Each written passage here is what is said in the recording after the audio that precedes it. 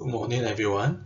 Our project is called HoloPottery, an interactive pottery simulation game designed for the Looking Glass holographic display and the ultra-deep hand tracking. I'm Chunkai, and I will start by introducing the motivation behind our work and showing the gameplay demonstration. This project was developed in Unity with scripting, formation deformation, painting, and glazing transition. Our main goal was to recreate the real feeling of pottery making without any physical toys or controllers, only using hand gesture in the air. Pottery is one of the oldest human crafts, and it involves both creativity and technical feedback. We wanted to combine this traditional art with modern holographic and gesture technologies to create an immersive and intuitive experience. Using Ultraleap, players can shape the clay directly with their hands, pushing, pulling the surface in real time. Then, using the Looking Glass display, they can see their pottery come to life in full 3D holographic depths, as it was sitting in front of them. Now let's take a look at the first part of the demo, the carving process. Here you can see the pottery wheel begins to spin, and you can speed up by pressing the button multiple times. As I bring my hands closer, the system tracks my finger position using the ultra-deep sensor.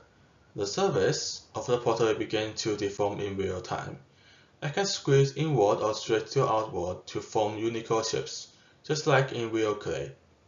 It supports bidirectional shaping, means both internal or external contact affect the clay, and the features adaptive smoothing to maintain realistic wall thickness. You can then see that the height and the radius of the pottery can also change in real time, while retain the curving details I have already applied. Players can switch to paint mode at any time. The index finger of your right hand acts as a painting brush. The system detects where it touches the pottery surface and paints a circle of the corresponding color at the location. The slow rotation creates a natural stroke.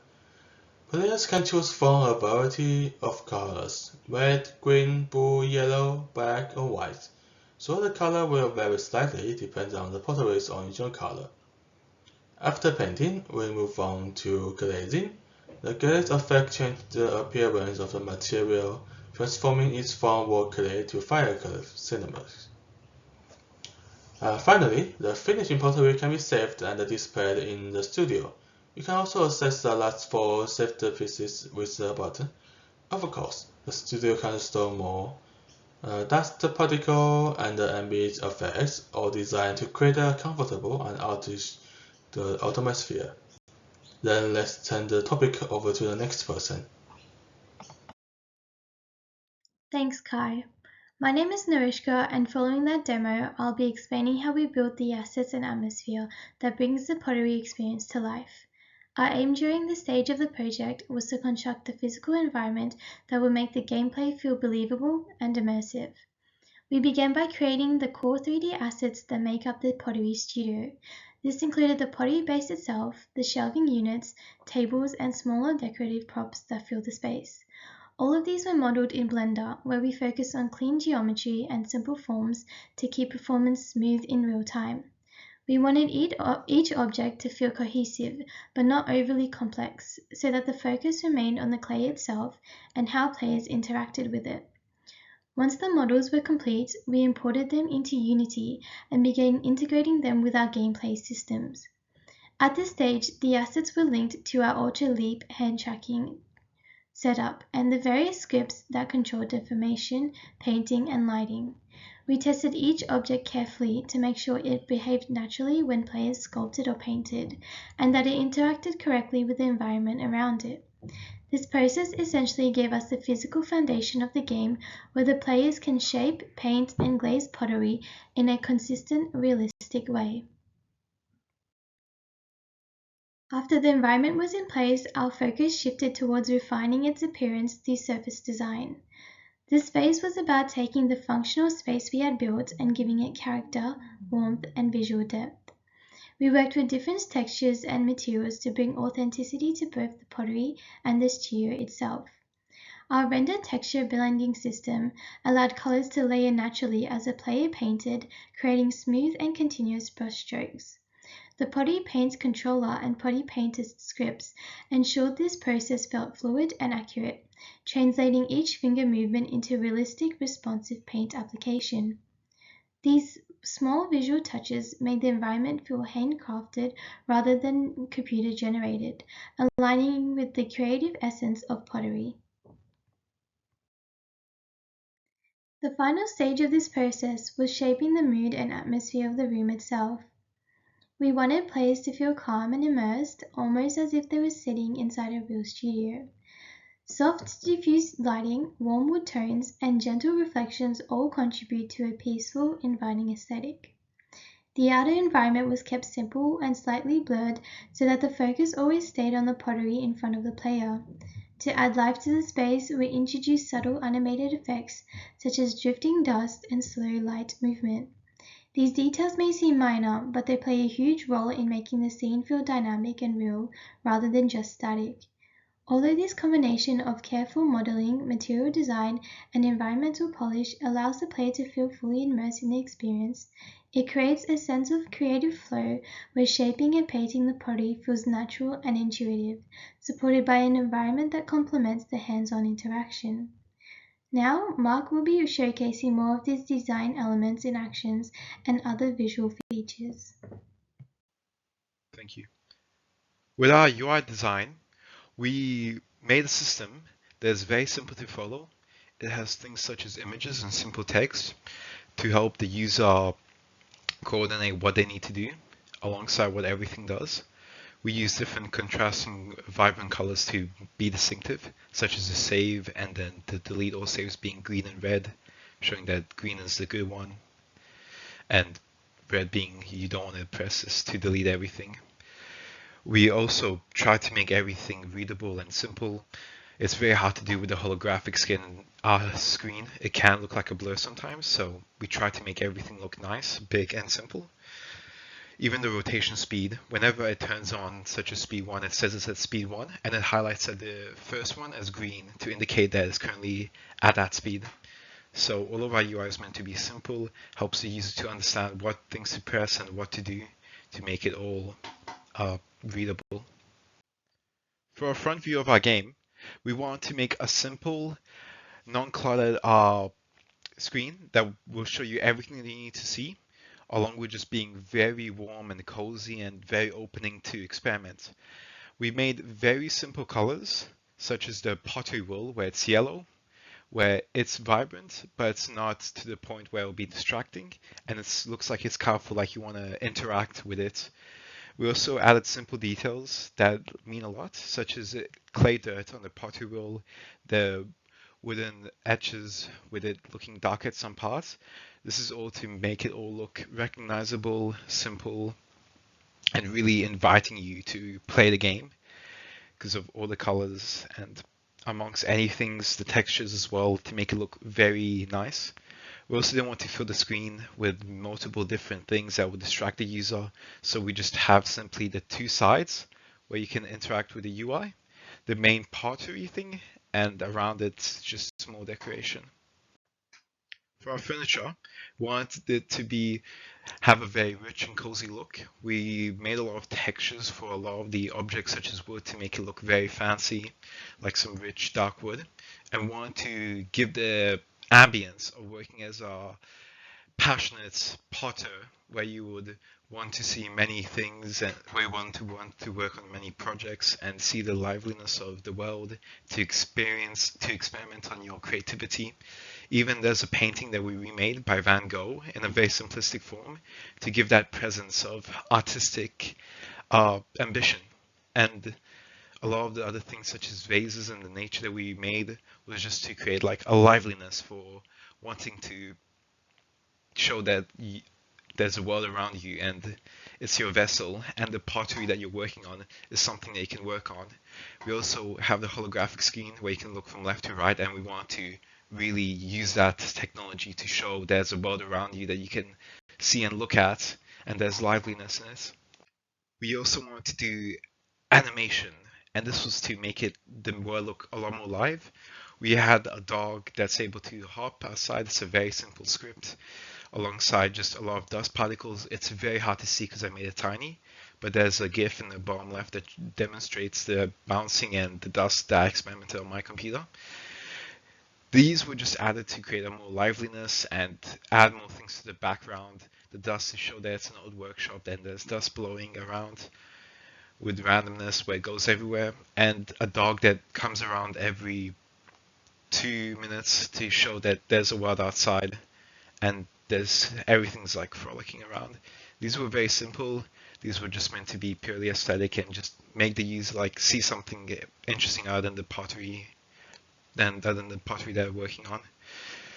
There's a bit of randomness as well added to it with brownie motion to the dust drift that moves in different directions, or the dog appearing at any other time, where it may appear 20 seconds more than the 2 minutes or 20 seconds less, which was all made just to create more liveliness and give a more creative aspect to the game. The system architecture overviews. This is the big picture of how the whole experience works. On the input side, hand tracking gives a clean, continuous data about where your fingers are and what they are doing. That flows into two real-time systems. First is the deformation system, which updates the pottery mesh as you push, pull, or support from the inside. It's designed to be responsive, so there's no disconnect between your gesture and the clay's reaction. Second is the painting layer, which takes finger contact, maps it onto the pot's surface, and blends color directly onto a persistent texture.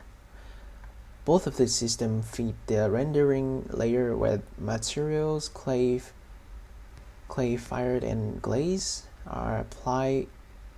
Lighting is resolved for the holographic display.